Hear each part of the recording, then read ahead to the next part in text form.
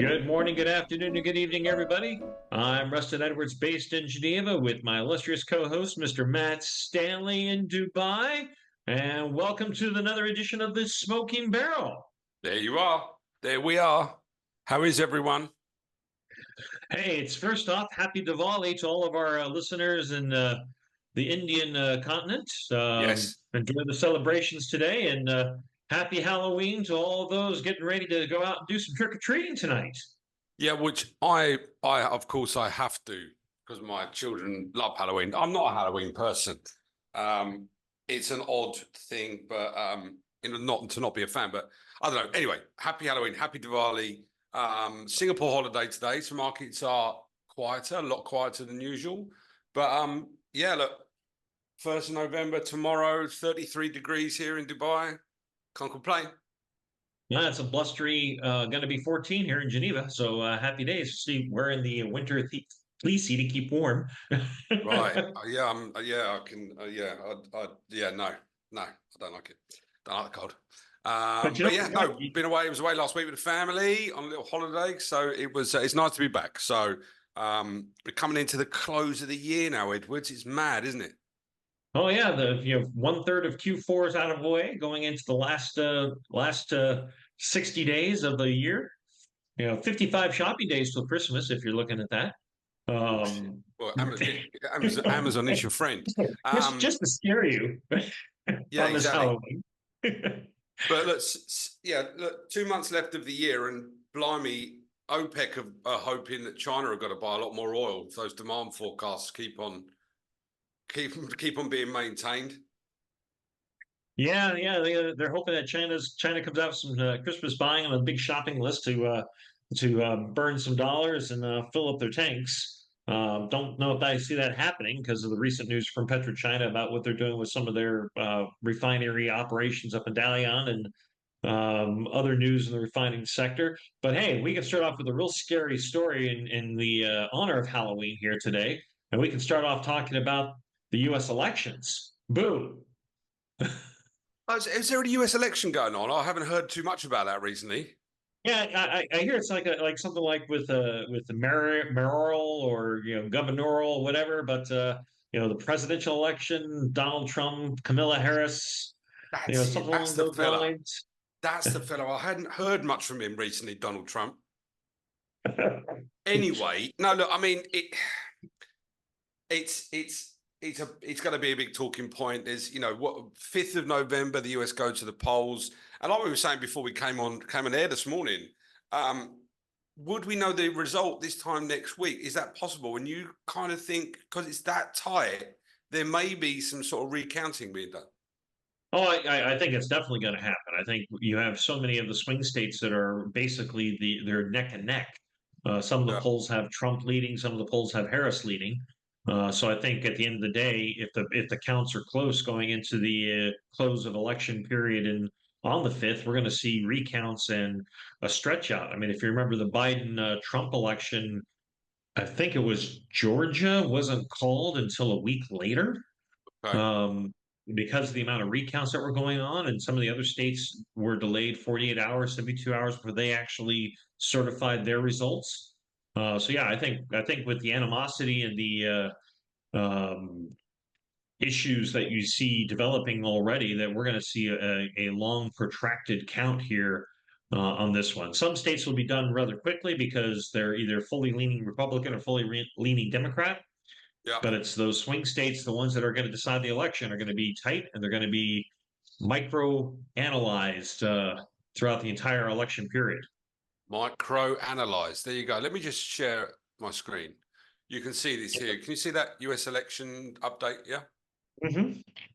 So this is Yep. Reed, who's great. I've mentioned him a few times on the show before, but he's based out of Texas. We got his employment straight out of the University of Texas. He'll be president one day, Reed. Trust me. But he really gets his stuff. Tries to put things into context that are a little confusing sometimes, and he's been concentrating obviously on the US election, what a Trump presidency may mean.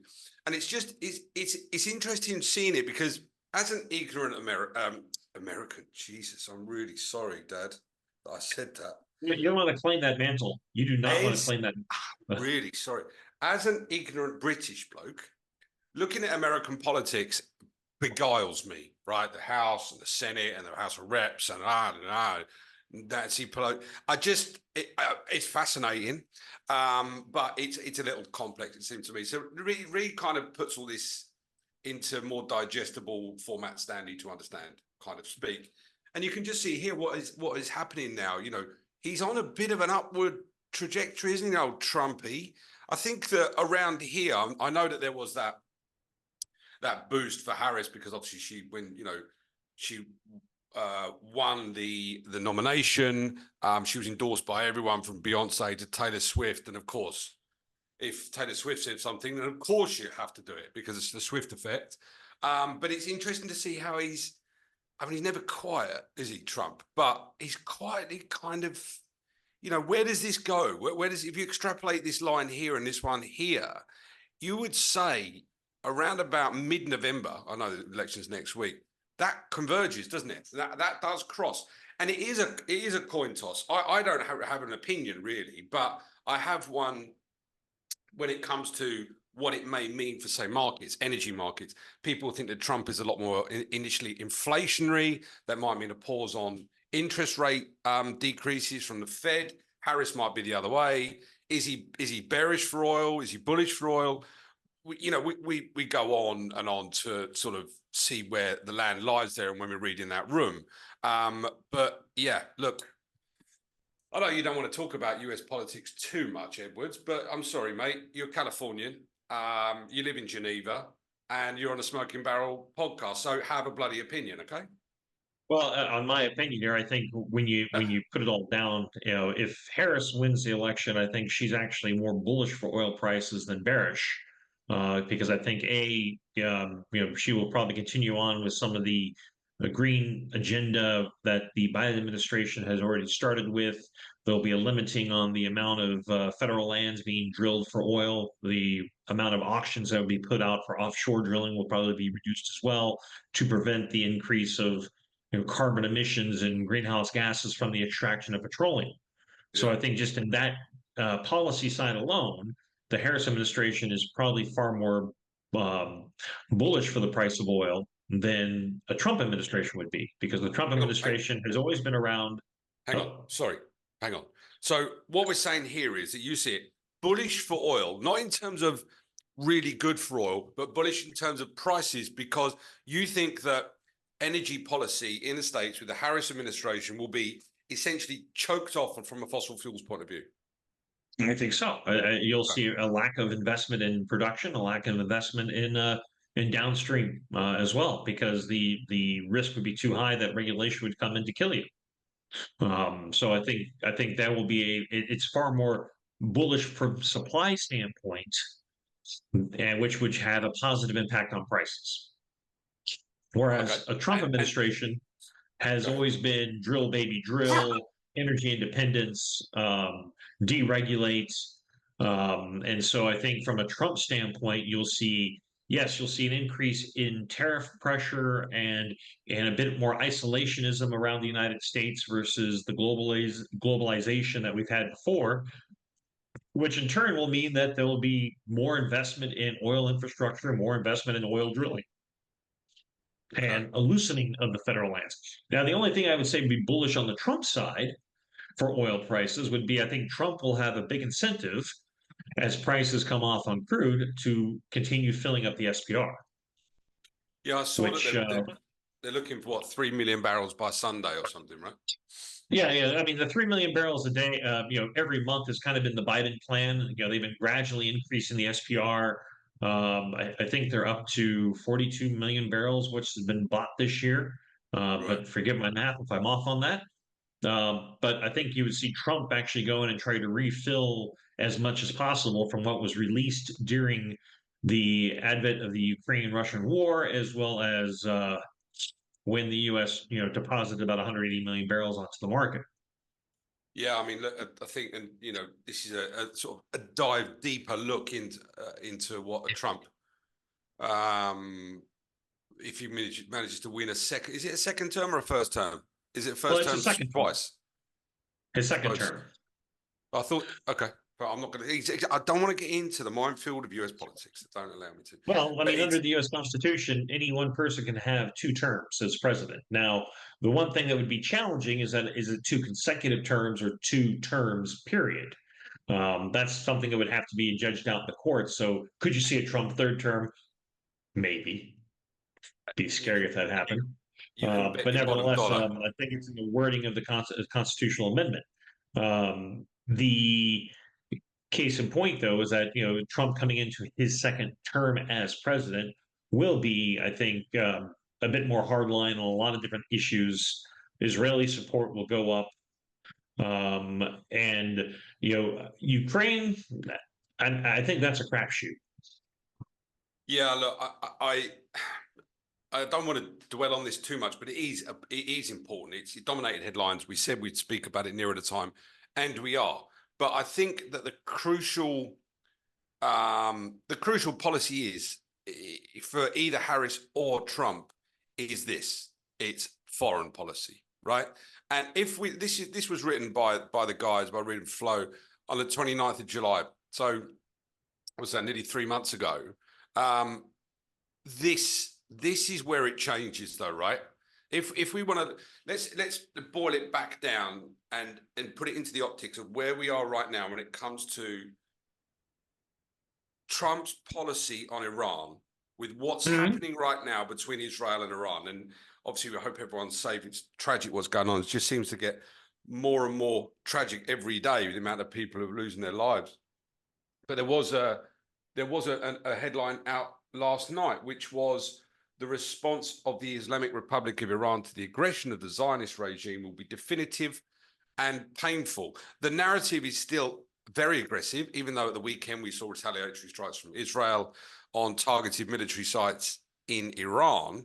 The market sold off, right? Brent sold off on Monday because the response was underwhelming. I mean, Well, the response was more militaristic in nature, and that's why yes. markets love. Because remember, the narrative prior to the attack was that Israel is going to hit oil infrastructure, Israel is going to hit nuclear infrastructure, and there was a big diplomatic push to get Israel to take all those targets off the table and go after military only. And so Israel followed through; they went after military only. So therefore, you lose that whole risk premium that was baked into the market, assuming Israel was going to attack Karg Island. How many headlines were out there that Israel is going to hit Karg Island? Israel is going to hit refineries. Israel is going to hit the nuclear processing plants. Yeah, I know. It's just it's 1 sec. Sorry, it's just the wrong descriptive word, underwhelming, right? And I think that's we're in dangerous territory there. The response was I agree so as well, because the response was tit for tat. Iran hit primarily military targets. Israel hit primarily military targets. Yes, anybody who gets attacked says it's underwhelming. When you hear all the propaganda from Ukraine and Russia, anytime there's a drone strike in Russia, it's we shot down every drone, and it was the debris that caused this fire and this explosion, not the drone hitting the tank, not the drone hitting this building. Yeah, I know. So everybody tries to downplay. Everybody's air defenses in the world are indestructible and 100% effective. Yeah, we're in dangerous territory here. But I just, I was on the radio with the guys on Tuesday morning talking about obviously what happened on Monday. We saw Brent had its worst day since I think May last year, or May this year, and comparable to October last year, down about 6%, which is where we were trading at that sort of just above $70 a barrel at the beginning of October. So it was a brutal day. But look, just moving on from politics, US elections, Iran, Israel, let's just center on that, because there were a number of factors that were affecting the market. And obviously, we've already spoken about a couple of them. The election will have an effect on markets because it'll have effect on macro sentiment. And oil is very much an asset class that most of the funds and banks and pension funds, etc., are buying into or selling. Then you've got what's happening in Iran and Israel, the geopolitical tensions, a wider conflict in the Middle East. People were buying risk premium.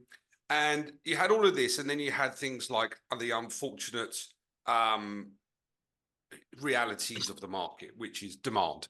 And Monday just seemed to be like, oh, election's nearly here. Can't really blame a lot more on what may or may not happen. We'll have to wait and see because it's that close. Iran-Israel tensions seem to have stabilized because the response was underwhelming. And then you've got, oh dear, actually, there isn't a energy security problem. OPEC are going to bring more oil back. Demand isn't great. That's why we saw the market come off 6%, right? And all those factors are still very much there. And I said on my commentary on Tuesday, it is a matter of hours before we see an OPEC, a headline from an OPEC minister or two saying that they will kick the can down the road and bring in production back. And what did we see yesterday? We got that headline. We got unnamed sources saying that OPEC is considering kicking that proverbial can down the road. Will it be Yeah. 1 month? Will it be 6 months? They haven't decided yet. But Look, again, it's if you're OPEC and you're looking at the current state of play, you really can't afford to bring back the voluntary cuts. I mean, it's almost like they need to just enshrine them in the actual quotas and just say, here we go, we're just going to keep them at this point. But they can't do that because they don't want to, basically piss off the non-core GCC OPEC yeah, members that are complying with the cuts. And keeping these voluntary barrels off the market. So it's a bit of a tough road to hoe. But I think OPEC is probably, as we've said earlier on this program, OPEC cannot bring those cuts back unless they really want to start a price war and try to stop some of this oil infrastructure and oil investment that is going on, which is starting to impact the relevance of OPEC in the oil markets. I mean, their market share, just from a production basis standpoint, the amount of oil that OPEC contributes to the market is dropped year on year, and it yes. continues to drop as more other non-OPEC oil comes onto the marketplace.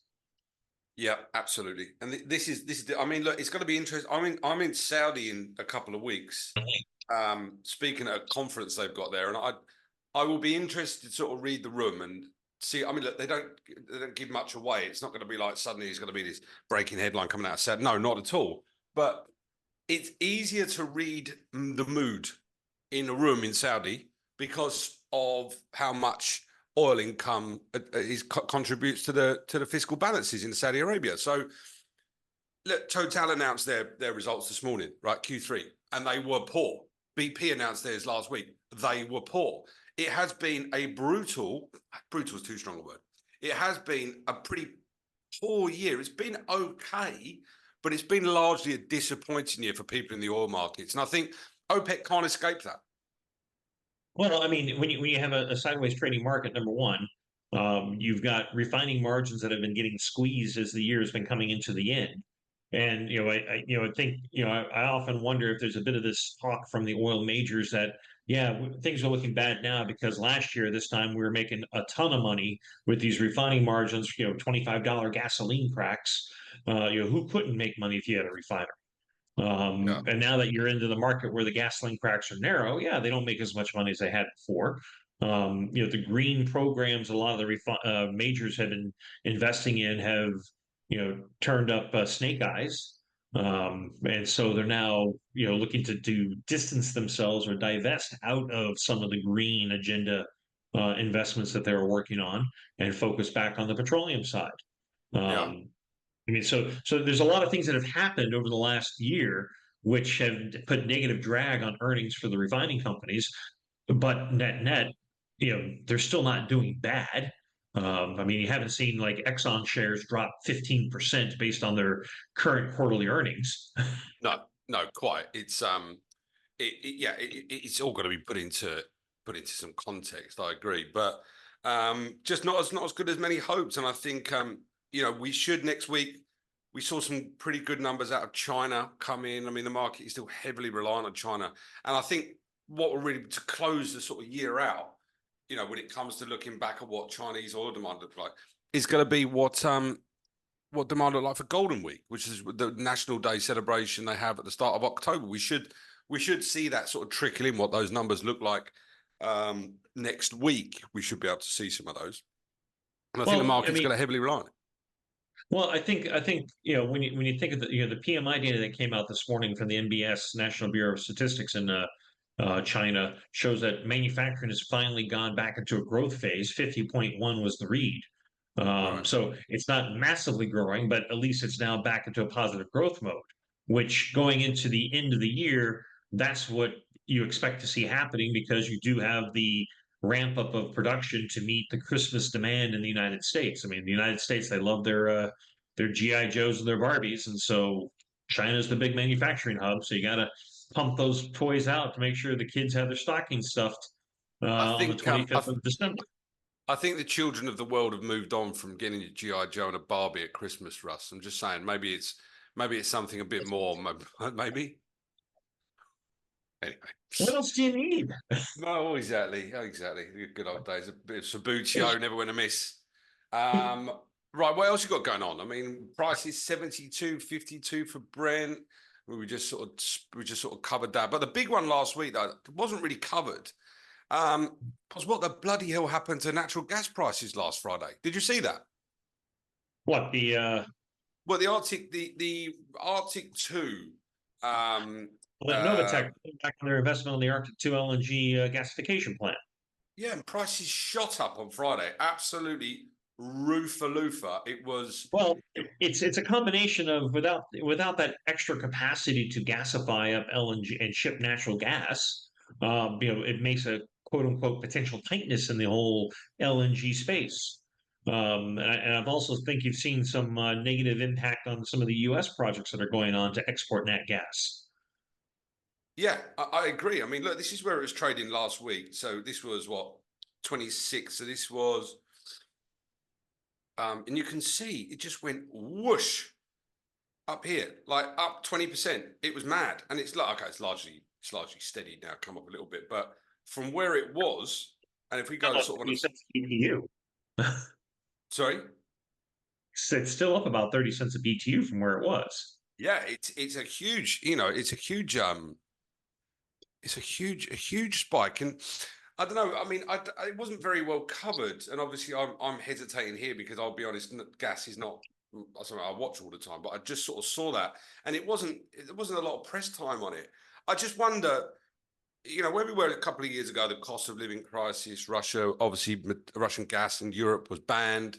Markets got very fragile, very, very panicky about where power generation demand fuel is going to come from.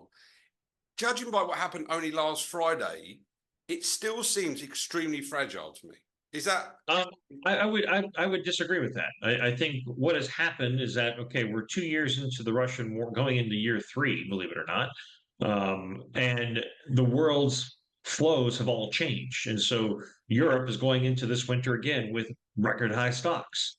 They've got the supply chain ironed out, where they're moving stuff in via ship, which they can't get from other locations, and the market is rebalanced. I mean, so I think the Novatech plant was going to be primarily focusing on exporting into China because China's LNG demand has been going up as they've been increasing that as a fuel and as a utility power source as well. But the economics have to work, and if the Chinese aren't willing to pay for the price of a new plant to liquefy that gas, then you can't make it work. Can't get the off takers, you can't make it work. no? Sure, Um, I get that. But what I'm saying is, I need someone to either phone in or send us a message saying like, comment, subscribe. By the way, what to justify a 20% price increase? I mean, it's okay. Like I said, it's come off from the highs where it was, but that seems to me that okay. I understand Europe won't run out of gas, right? I'm not saying that. What I'm saying is that if China can't buy the Russian stuff for the Arctic 2 project that's been shut down, probably a seasonal thing as well, because of where it sits up in the northern route, China have to buy their gas from somewhere else. So if they're going to buy more from the US and the US can't supply as much to Europe, that seems to me what the real catalyst was for that dramatic price increase on Friday. That's what I mean about fragility. A 5% up and down here and there, which we saw on Monday in oil markets, fair enough. That's the nature of markets and the volatility around them. 20%? Come on, that. I mean, that'd be $12 on Brent, $15 on Brent. That would be cataclysmic for a lot of people. That could be. But I mean, it's not like nat gas went to $10 a BTU. It went from two to three, two and a half to three. I Okay, mean, so so you're saying we're starting on at the a low scale, base. yeah, massive percentage increase on the scale, but look at the scale. Okay, well, maybe there's a reason then why no one wanted to read it, why there was no time there. But I just thought it was interesting to sort of pull up because things have stabilized. You know, the freight chart that you pulled out a couple of weeks ago, largely back to where it was at the start of the year. Like you said, Brent has been trading sideways. We're in that kind of holding pattern still. Look, stability. That's essentially our OPEC. Actually, we're joking around and mocking OPEC, but sideways market, which is largely stable. Isn't that the ultimate objective for the group? A little bit higher, of course, but stable prices. That's what they want. Well, I mean, that's what you would expect them to have. And you got to remember, over this last year, we have dropped from a high of $97 that was back in around October 1st of 2023 to $72. So we've had a $20 downward trend in oil prices over the last year. So to me, that's not stable oil markets. In the recent market, yes, we've been kind of batting around this 70 to $80 price range, which is a $10 range, which is still pretty dramatic, Yeah. consider on a percentage basis move. But the trend has been moving lower. And I think that's what's got to be concerning OPEC more than anything else. It's not that, okay, great, we've had a bit price stability here in the last couple of months. Hallelujah, thank God. No, it's the fact that we're still in a downward trend. Yeah. Yeah. Okay. Okay. I agree with you. Um, yeah, I don't know. There's just something that's niggling in the back of my mind about, what happened in Europe. And I'm not saying it's going to happen again. I'm not saying they're going through it at all. I'm just saying what happened in Europe when there was no gas or there was a lack of gas and people were scrambling around, people used diesel. Diesel prices went mad, like $200 a barrel. And then they had to seek alternative supply, which is what they did. Um, I don't yet firmly believe that we are completely out of the woods on that.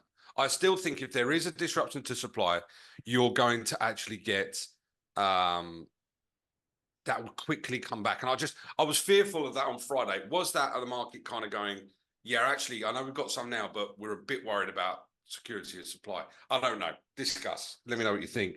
But yeah, we'll have to wait and see. Well, again, I'm not a big believer that markets can tell you a lot of things. If you look at the carbon markets, which is a big indicator to me of where Europe is positioning its forward demand, carbon prices at $65 a ton for CO2, which when all this was breaking out, it was up to $100 a ton. So at $64, $65 a ton, it's a bit of a meh. Um, so I don't think there's a concern about supply. I think all that was just a market reaction to, oh my God, a major project's been put on hold and cut. And that's going to curtail supply. And then as again, the market has come off from that rally because what pushes a rally up? It could be not only just physical personal traders, but algos that take a headline and go, oh my God, it's a low supply, increase the price. I mean, just kind of like on the OPEC headline that came out yesterday. Markets rallied, and now markets are coming off because why?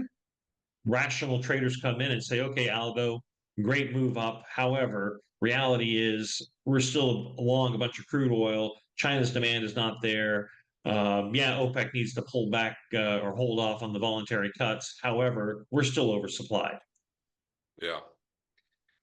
Yeah, I can't argue with it. I can't argue with it. And I think, just going back to the OPEC decision, well, the OPEC headline yesterday, nothing has come out of that. The group have not, Brent's having a bit of a puke in the middle of the window, end of the window, down 25 cents. I think that, where OPEC are, I mean, we've been saying it, Kepler, and you and I have been saying it on this very podcast, like, comment, subscribe, that they don't have a choice but to kick that can down the road on that balanced material to come back.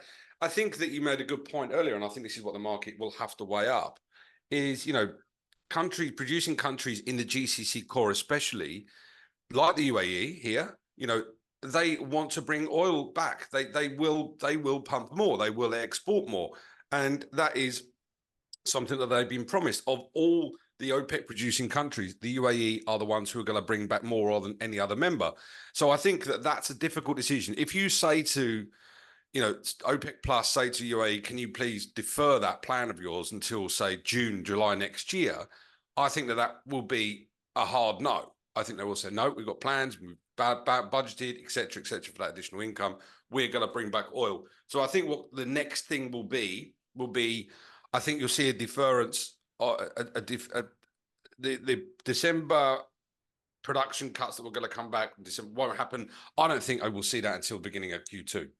And I think then they can kind of use we see, summer balances in deficit as they were at the start of the year. And I think it makes it a bit more easier for a lot of other people to digest. But I think Saudis pick up the slack and allow other people to produce. That's what I think is going to happen.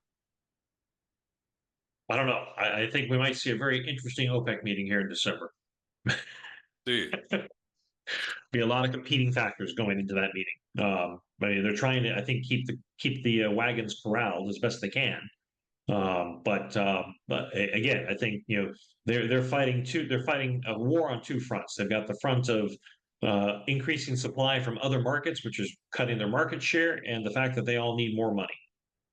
And those two fronts are diametrically against each other. And so, if they want to stop the investment being made, they've got to let markets get more supply, curtail prices for a long period of time, and cut back on the investment to get a forward higher price in the future. But if they want to try to maintain this control of the market price, then they're not going to have the revenue coming in to meet their budget needs. So pick your poison. Well, I mean, if prices, this is the thing, isn't it? If prices were at $80 a barrel now and they had been stable, you wouldn't have seen that headline come out yesterday. So clearly it is a price objective. Well, it has everything to do with cash. How much cash you bringing in? If they're and that's where they're coming. I think coming into a pinch point at $70 oil, producing what they're producing, it doesn't generate enough cash to cover their basic needs or the needs that they want to cover.